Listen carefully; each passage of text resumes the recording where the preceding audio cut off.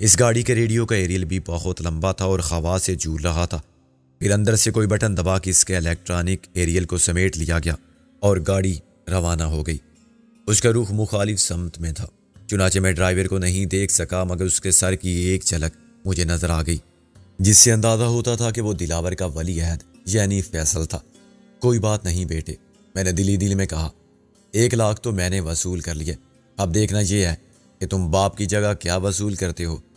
تمہارا باپ تو برابر کا حریف تھا، تم جیسے بچے جو کل تک کھلونا بندوق سے کھیلتے تھے آج ہمارے سامنے شکاری ثابت کرنا چاہتے ہیں خود کو۔ کیا زمانہ آ گیا ہے۔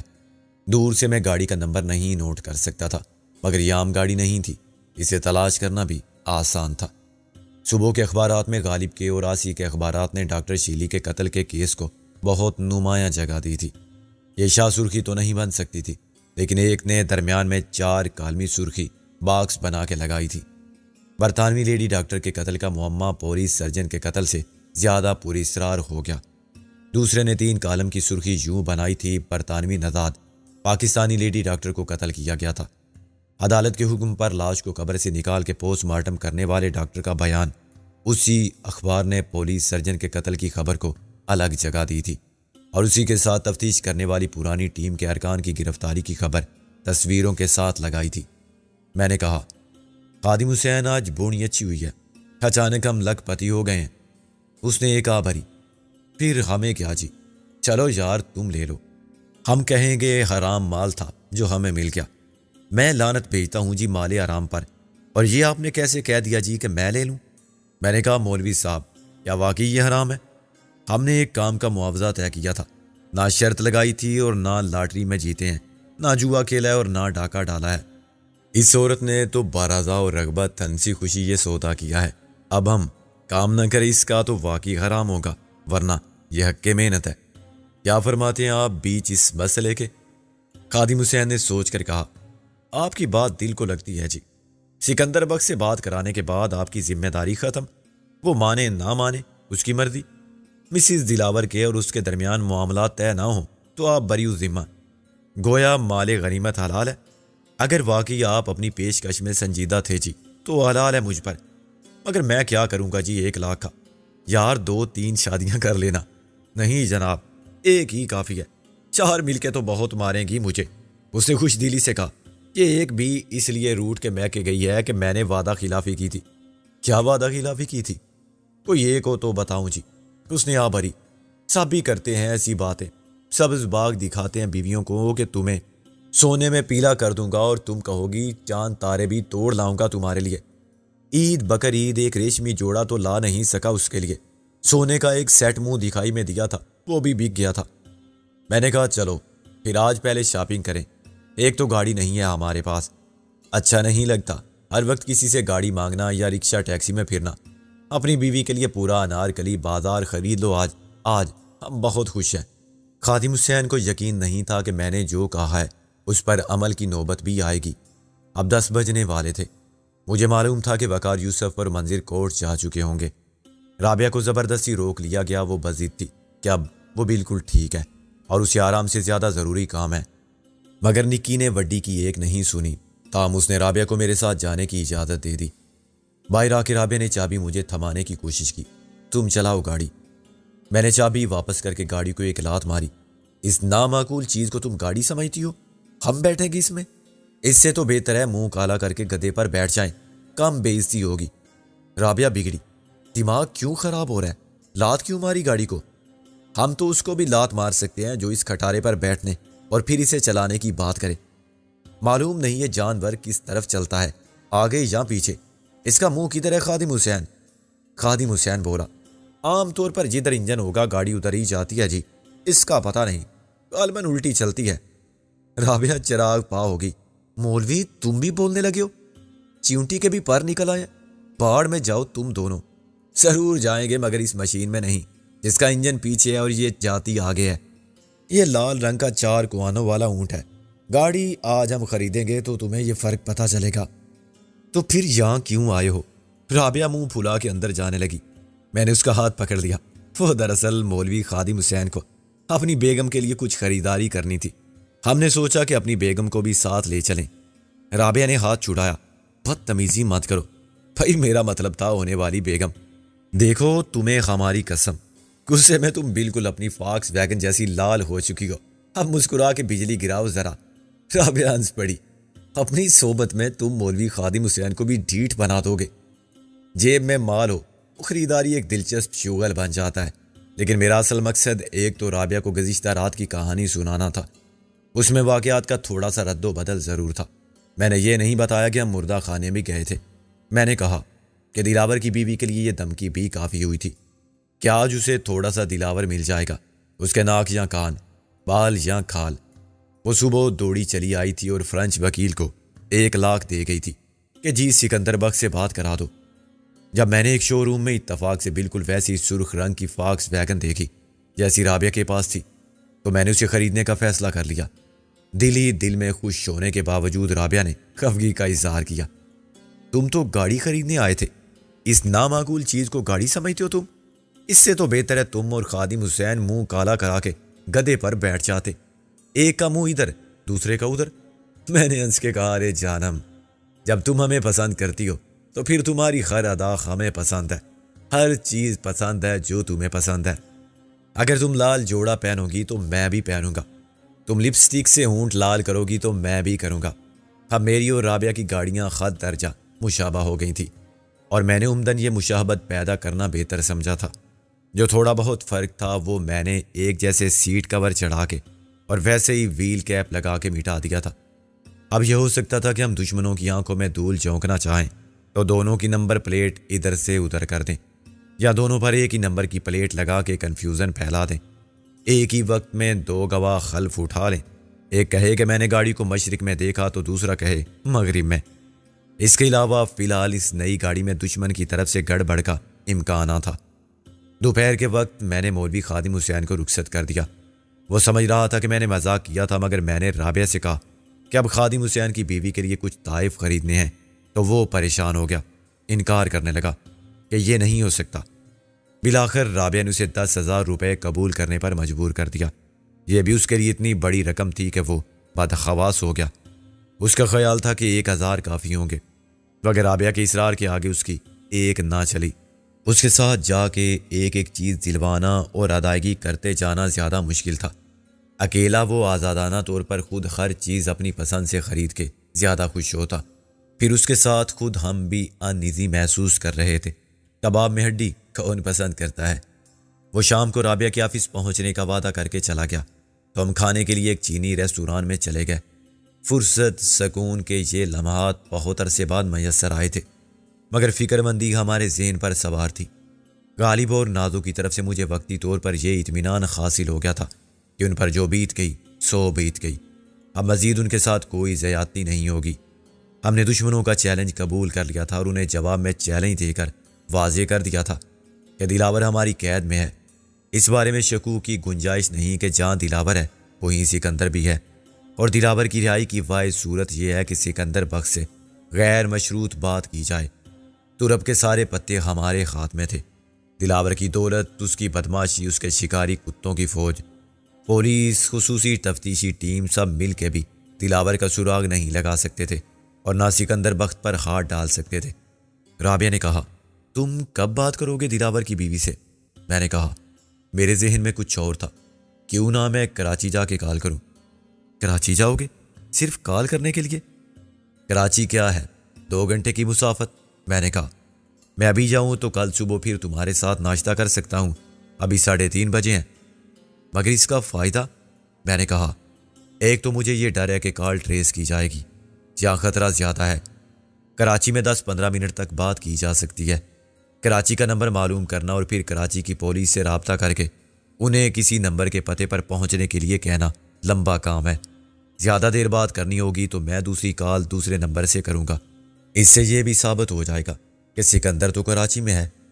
یہاں شکاری خاصے مایوس ہوں گے کہ ان کی معلومات کتنی ناقص اور نامکمل ہیں۔ اچھا ہے سکندر بخت کو تلاش کرنے والے کراچی میں ٹامک ٹوئیاں مارتے پھریں۔ میں کل ہی واپس آ جاؤں گا۔ میرا ارادہ یہ بھی ہے کہ محسن اور گل سے ملوں۔ فوزیہ سے نہیں ملو گے؟ رابعہ نے کہا، نہیں، محسن سے کہوں گا کہ وہ مل لے۔ شرم آنی چاہیے تمہیں، ایک زمانہ تھا کہ تم اس پر مرتے تھے، آج اس کی اتنی بھی پرواہ نہیں؟ یہ کیسی محبت تھی؟ وہ کسی اور کی بیوی بن گئی تو تمہارے جذبات بھی بدل گئے؟ کیا تم ڈرتے ہو اس کے سامنے جانے سے؟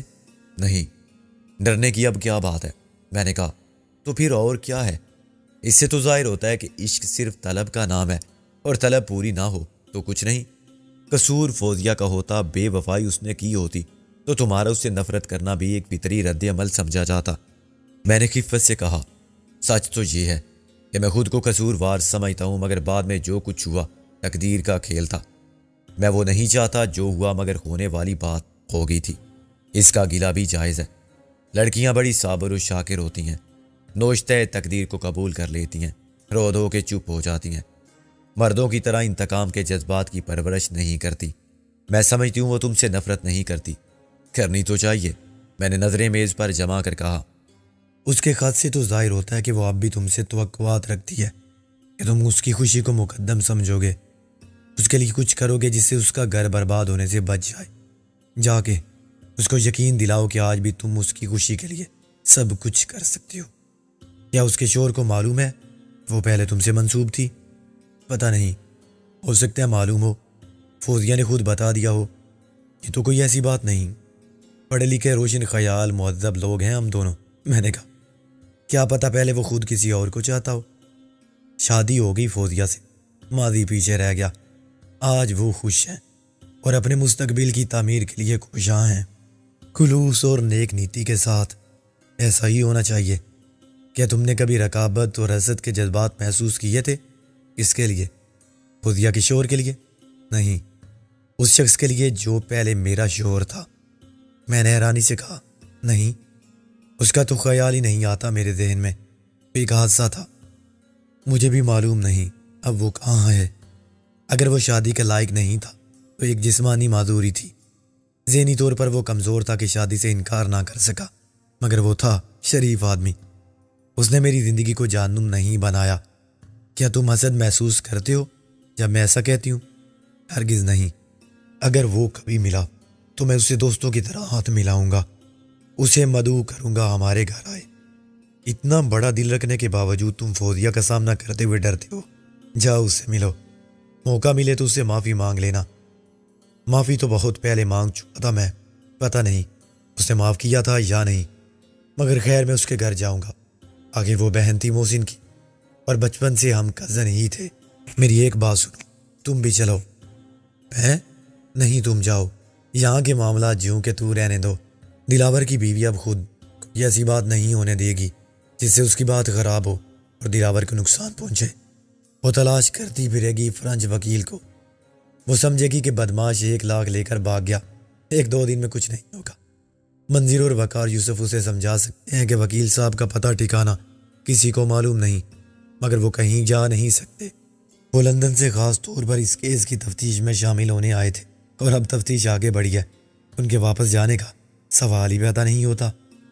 وہ خادم حسین کے پیچھے پھرے گی، میں خادم حسین سے کہہ دوں گا کہ وہ بھی غائب ہو جائے، 2 دن کے لیے چلا جائے بیوی کے میکے اسے واپس لانے کے لیے۔ اب تو وہ خوشی خوشی آئے گی۔ رابعہ سی، رائٹ، سمجھا یہی جائے گا کہ میں اپنے مترجم کے ساتھ کسی کام سے اسلام آباد چلا گیا یا کہیں اور۔ 2 دن میں ہم پھر واپس آ جائیں گے۔ منظر کو بتانا ضروری ہے، میں نے کہا۔ ایئرپورٹ سے فون کریں گے۔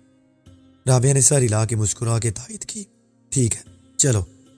ہم ریسٹورنٹ سے نکلے تو ایئرپورٹ پہنچ گئے۔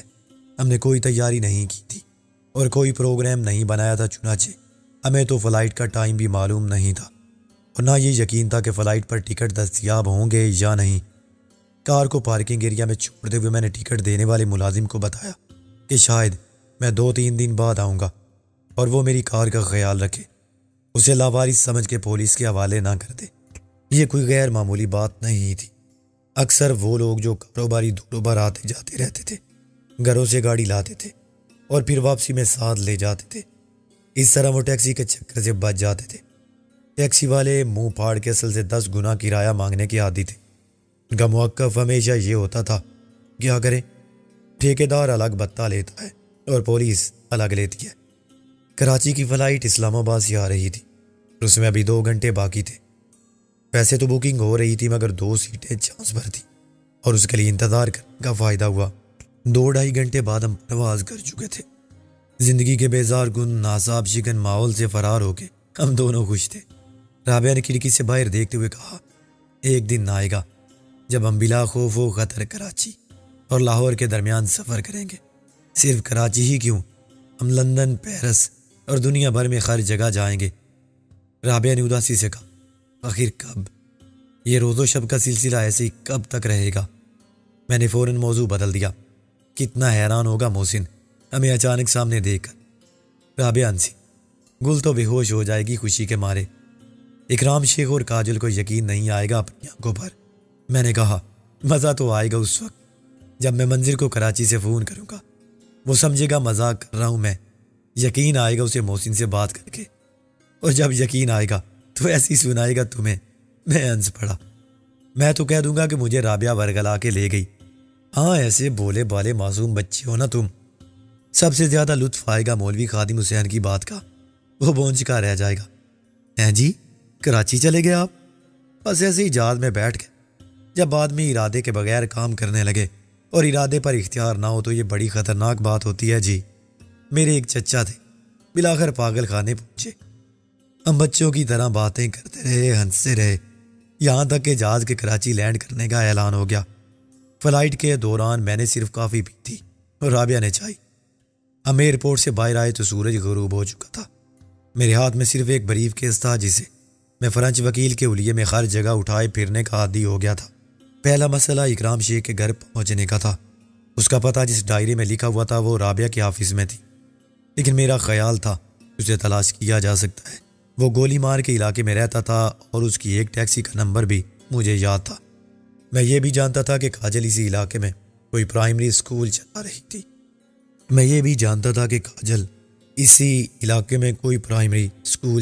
تھی۔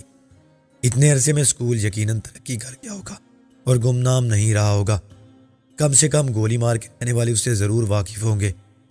باہر آ کے میں نے قطار میں کھڑی ہوئی ہر ٹیکسی ڈرائیور سے پوچھا، مگر اکرام شیخ کی ٹیکسی کا مالک اب کوئی اور تھا۔ یہ تو معلوم ہو گیا کہ اس نمبر کی ایک ٹیکسی ہے، مگر وہ ٹیکسی جس کی تھی اس کا حلیہ اکرام شیخ سے ذرا بھی نہیں ملتا تھا۔ وہ ایک پٹھان تھا، مگر کسی کو اس کا پتہ ٹھکانہ معلوم نہ تھا اور یہ کوئی بھی نہیں بتا سکتا تھا وہ اس وقت کہاں ہوگا۔ وہ اتنے بڑے شہر میں کہیں بھی ہو سکتا تھا۔ اب گولی مار جائے بنا چارہ نہ تھا۔ میں نے اپنی یادداشت پر بھروسہ کیا اور اندازے سے ایک جگہ اتر گیا جو مجھے کچھ دیکھی ہوئی لگتی تھی۔ میرا خیال تھا کہ پہلے اکرام اس گلی میں رہتا تھا اور یہ خیال کچھ اتنا زیادہ غلط نہ تھا۔ ایک شخص نے مجھے عین اس دروازے پر پہنچا دیا جہاں پہلے ٹیکسی ڈرائیور اکرام رہتا تھا۔ وہاں سے ایک بزرگوار برآمد ہوئے۔ مشکل یہ تھی کہ وہ اونچا سنتے تھے اور ان کے آلے سماعت کی بیٹری ختم ہو چکی تھی۔ چلا چلا کے میرا گلا بیٹھنے لگا تو انہوں نے بتایا کہ میں اسکول کے چوکیدار سے رجوع کروں۔ اس کی بیوی اسکول کی ہیڈ مسٹریس تھی اور اسکول قریبی تھا۔ کیا زمانہ آ گیا ہے، ٹیکسی ڈرائیوروں کی بیویاں اسکول کی پرنسپل۔ توبہ! میں اسے کیا بتاتا کہ کاجل پہلے کیا تھی، کس کی بیٹی تھی اور کتنی اعلیٰ تعلیم یافتہ تھی۔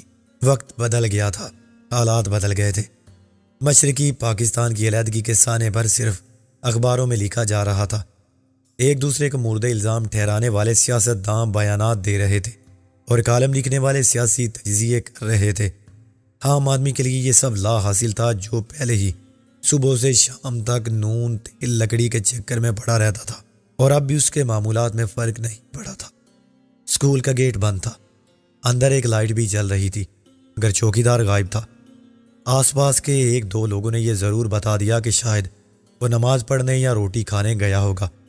اسکول کے مالکان کا کسی کو پتہ نہیں تھا، مگر وہ اتنا جانتے تھے کہ پرنسپل روز ایک ٹیکسی میں آتی تھی۔ پرنسپل کا ناک نقشہ وہی تھا جو کاجل کا تھا۔ ایک پان سگریٹ والے نے کہا، اجی ہم سے پوچھو، بیاری ہے نا وہ؟ ناظم آباد چلی گئی ہے اب تو۔ جس ٹیکسی میں وہ آتی ہے نا جی، ایک پنجابی کی ہے، کہتے اس کا گھر والا ہے، اللہ ہی جانے۔ پیاری پنجابی؟ مجھے یہ سب سن کے افسوس ہوا۔ مشرقی پاکستان سے آنے والے کیا پاکستانی نہیں تھے؟ یہ تو دوسری بار پاکستان کی خاطر گھر بار لٹانے والے لوگ تھے، مگر اہل وطن نے ان پر بہاری کی چھاپ لگا، بالکل اسی طرح جیسے اپنی مرضی سے پاکستان سے آنے والوں پر مہاجر کا ٹھپا لگا دیا گیا تھا۔ وہ تقسیم پرانی بات ہو گئی تھی۔ نئی تقسیم نے دلوں کو تقسیم کر دیا تھا۔ کاجل بہاری ہو گئی تھی، اکرام شیخ پنجابی تھا۔ چوکیدار 9 بجے نمودار ہوا۔ وہ اپنی ڈیوٹی چھوڑ کے غائب ہو جانے پر شرمندہ نہیں تھا۔ اب کیا آدمی روز نماز چھوڑ دے نوکری کی خاطر؟ کھانا پینا چھوڑ دے؟ میں نے کہا نماز یہاں بھی پڑھ سکتے ہو تم، اور کھانا۔ رابعہ نے میری بات کاٹ دی۔ تم کو معلوم ہے پرنسپل کہاں رہتی ہے؟ معلوم ہے جی، بچے کو داخل کرانا ہے تو صبح آفس میں ملو، گھر پر جاؤ گے تو بے عزتی کراؤ گے اپنی بھی اور میری بھی۔ میں نے غصے کو ضبط کر کے کہا ہمیں کسی کو داخل نہیں کرانا ہے، تم ہمیں ان کے گھر پہنچا دو۔ گھر معلوم ہے نا؟ گھر تو معلوم ہے، مگر میں کیسے جا سکتا ہوں ڈیوٹی چھوڑ کے؟ اس نے تن سے کہا نمبر لے لو، پوچھ لینا لوگوں سے، ان کے گھر پر فون تو ہوگا، تم فون کر کے انہیں بتا دو کہ لاہور سے رابعہ اور سکندر آئے ہیں۔ میں کہاں سے فون کروں؟ فون اندر بند ہے، اور ان کے گھر کا فون نمبر دینے کا آرڈر نہیں ہے، ہر ایرے غیرے کو۔ ہم میرے غیرے نہیں ہیں، رابعہ نے خفگی سے کہا، اپنے لوگ ہیں، اس لیے نہ گھر کا پتہ ہے نہ فون نمبر معلوم ہے۔ اس نے طنز جاری رکھا۔ اس کے دیے ہوئے پتے کو تلاش کرتے کرتے ہمارا تھکن سے برا حال ہو گیا۔ رابعہ خفا تھی کہ میں نے چوکیدار کو فرض شناسی پر لیکچر دے کر ناراض نہ کیا ہوتا تو وہ ہمارے ساتھ آ جاتا۔ میرا خیال تھا کہ سارا قصور نمبر لگانے والوں کا ہے، خواہ مخواہ بلاک نمبر، سیکٹر نمبر اور ABCD لگا کے آسان پتے کو مشکل بنا دیا ہے۔ مکان نمبر، گلی نمبر کافی ہوتا، خود وہ ہماری رہنمائی نہ کر سکے جن سے ہم نے پتہ پوچھا، یا تو وہ بھی ہماری طرح اجنبی تھے یا پھر واقعی انہیں گرد و پیش کی خبر نہ تھی۔